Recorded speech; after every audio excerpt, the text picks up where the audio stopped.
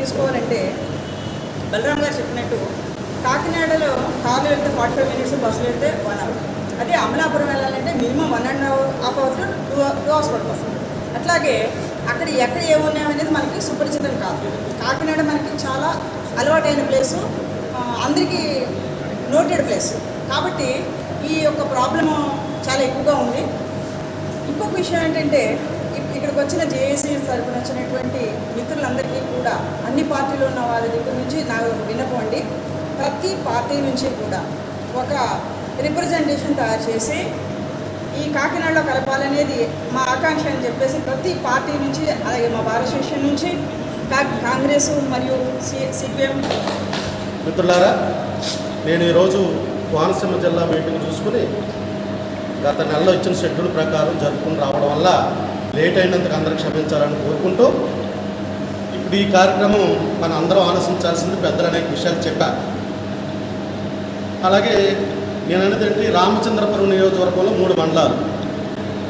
ఈ పాటికే కాజులూరు మండలం కాకినాడలో ఉంది. మన గమనంలో ఉండాల్సిన అవసరం. కాకినాడ తహసీల్దార్, కాకినాడ విఆర్ఓలు ఆల్రెడీ కాకినాడ ఆర్డీఓ పరిధిలో పనిచేస్తున్నారు. రామచంద్రపురం నియోజకవర్గంలో 3 మండలాలు అయినప్పటికీ కాజులూరు ఈ పాటికే మానసికంగా, శారీరకంగా కూడా కాకినాడ జిల్లాలతో అనుబంధం కలిగి ఉంది. ఓటర్లుగా ఈ నియోజకవర్గం ఉన్నప్పటికీ అయితే ఇక్కడ మనందరూ అర్థం చేసుకోవాల్సింది ఏంటంటే, ఒకవైపు అధికార ప్రతిపక్ష పార్టీలు ఈ విలీనాన్ని స్వాగతిస్తున్నాయి, అభినందనీయం. వామపక్ష పార్టీలు కూడా తమ భేదాలను విస్మరించి ప్రజా ఆకాంక్షలకు అనుగుణంగా కూడా మేము దీంట్లో పనిచేస్తామని చెప్పేసి చెప్పడం మనందరి యొక్క తొలి విజయంగా మనం భావించాల్సినటువంటి అవసరం. 2, ఈపాటికే అమలాపురం వెళ్ళాలంటే రేవు దారితే అర్ధగంట ప్రయాణం.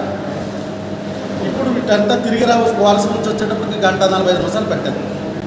అంటే ప్రజలు ఇప్పుడు నేను కోరుకునేది ఏమంటే, మనం ఈ ఉద్యమం, నాకు కోనసీమ రైల్వే సాధన కమిటీతో కూడా పరిచయాలు ఉన్నాయి. నేను అనేది గతంలో మన గరికపాటి సూర్యనారాయణ గారు కూడా సమాఖ్యాంధ్ర ఉద్యమం కూడా నడుపుకున్నాం.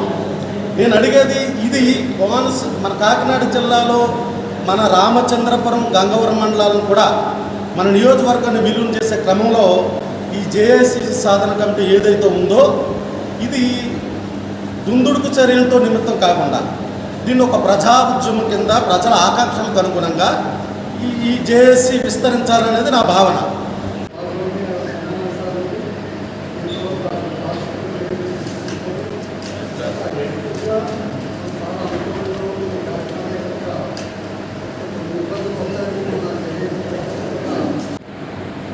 రామచంద్రపురం నియోజకవర్గ ఆ సోదరులకు, సోదరిమణులకు ముందుగా మనస్ఫూర్తిగా ధన్యవాదాలు తెలియజేస్తున్నాం.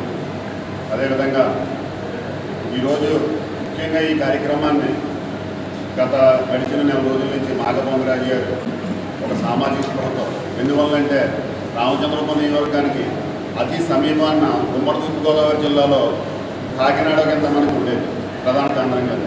ఈరోజు రామచంద్రపురం చివరి గ్రామాలు కూడా కాకినాడకి అతి దగ్గరగా ఉంటాయి. అదే మనం అమలాపురాన్ని చూసుకుంటే దూరం ఎక్కువగా ఉంటుంది, అన్నింటికన్నా విలువైన సమయం. మనం అమలాపురం వెళ్ళాలంటే చాలా సమయం వృధా చేసుకోవాల్సి వస్తుంది. కానీ ఆ ఉద్దేశాన్ని మనం తప్పుపట్టి మన ఆచరణలో ఏదైతే పూర్వం ఉమ్మడి తూర్పుగోదావరి జిల్లాలో మనకు ప్రధాన పట్టణంగా కాకినాడ ఎలా ఉందో మళ్ళీ మరలా మన రామచంద్రపురం నియోజకవర్గాన్ని కాకినాడ జిల్లాలో కలపాలని ముఖ్య ఉద్దేశంతో ఈ సమావేశాన్ని ఏర్పాటు చేసిన ముఖ్య కారకులైన విజ్ఞాపనలో విన్నపాలు ఏమన్నా తెలియజేయమని, దానికి ఒక టైం బాడీ పీరియడ్ పెట్టి మీ అందరి యొక్క అభిప్రాయాలు కూడా ప్రభుత్వం గౌరవిస్తుంది కాబట్టి మీ అభిప్రాయాలు తెలియజేయమని ప్రభుత్వం ఒక పిలుపు ఇవ్వడం జరిగింది. గతంలో కూడా మరి ఇందాక సిద్ధు చెప్పినట్టు జిల్లాల విభజన చేసినప్పుడు కొంతమంది ఆ రోజు పోరాటం చేస్తున్నప్పుడు మనం కూడా ముందున్నాం. మున్సిపల్ ఆఫీస్ ఎదురుకుండా జరిగినటువంటి కార్యక్రమాల్లో మరి కోనసీమ వెళ్ళాలంటే మనకు చాలా ఇబ్బంది కాబట్టి కాకినాడలో కలుపుకొని కోరాము. అయితే కోరినప్పటికీ కూడా మనం చేసినటువంటి పోరాటం కంటే లేదా ఉద్యమం కంటే కాజులూరు మండలం వాళ్ళు చాలా తీవ్రంగా ప్రయత్నం చేసి ప్రతి గ్రామంలోనే కూడా పంచాయతీలో తీర్మానాలు చేసి వాళ్ళ అహర్నిశలో ఒక 4 రోజుల పాటు చాలా ఉధృతమైన పోరాటం చేసి ఖచ్చితంగా వాళ్ళ కాకినాడ జిల్లాలో కలపడానికి వాళ్ళు చేసినటువంటి పోరాట మరి ఏదైతే దీక్ష లేదా పట్టిమ ఏదైతే ఉందో దాన్ని మనందరూ అభినందించాలి. దాన్ని స్ఫూర్తిగా తీసుకుని ఇప్పుడు జరిగేటటువంటి కార్యక్రమం దీని యొక్క ముఖ్య ఉద్దేశం ఏంటంటే ఇది ప్రత్యేకించి ఏ రాజకీయ పార్టీలకు కానీ ఏ రాజకీయ నాయకులకు కానీ వ్యతిరేకంగా చేసేటటువంటి కార్యక్రమం కాదు. ఫస్ట్గా మనం అందరం గుర్తించుకోవాల్సినటువంటి అంశం ఇది కేవలం రాజవరపురం నియోజకవర్గ ప్రజల యొక్క ఆలోచన మనోభావాలు ఏ రకంగా ఉన్నాయో మరి కాకినాడ జిల్లాలో కలపడానికి వాడి యొక్క ఆలోచనలు ప్రతిబింబించే విధంగా మనం పార్టీలన్నీ పక్కన పెట్టి మన యొక్క వాదన ఏంటన్నది ప్రభుత్వం దృష్టికి తీసుకెళ్ళాలి. చాలామంది అభిప్రాయం ఏంటంటే ప్రభుత్వం చేసే సానుకూలంగా ఉంది కదా అని. మరి సానుకూలంగా ఉన్నప్పటికీ అర్జీలు స్వీకరించడం అంటే మన వాయిస్ అక్కడ ఉండకపోతే రేపు పొద్దుట ఏ నిర్ణయం అయినా జరిగినప్పుడు మనం ఖచ్చితంగా వెనకబడి ఉండిపోతాం కాబట్టి అడగండి అమ్మాయిగా పెట్టదు కాబట్టి మనం నియోజకవర్గాన్ని నుంచి మన ప్రజల యొక్క మనోభావాలు అభిష్టం ఏంటంటే ప్రభుత్వం దృష్టికి మనం ఈ కార్యాచరణ ద్వారా తీసుకెళ్లడంలో భాగంగా మనం ఈరోజు ఈ కార్యక్రమం ఏర్పాటు చేయడం జరిగింది. వర్గాన్ని కాకినాడలో కలిపినట్లయితే వ్యాపారస్తులకి, ఉద్యోగస్తులకి, అలాగే చదువుకునే యువతకి ఎన్నో ఏళ్ళుగా కొన్ని సంవత్సరాలుగా మనం ముడిపడి ఉన్నాం. వాళ్ళతో ఏదో మనకు తల్లిలాగా ఏదో చాలా చేదోడు వాదోడుగా దగ్గరగా మనకు అందుబాటులో ఉంది. ఏ ఇబ్బంది ఎవరికి లేకుండా ఉంది. గోదావరి దాటి వెళ్ళి వేరే చోటుకి వెళ్ళాలంటే కొన్ని ఇబ్బందులు ఉన్నాయి. ప్రస్తుత పరిస్థితి చూస్తే పంట తిరగట్లేదు.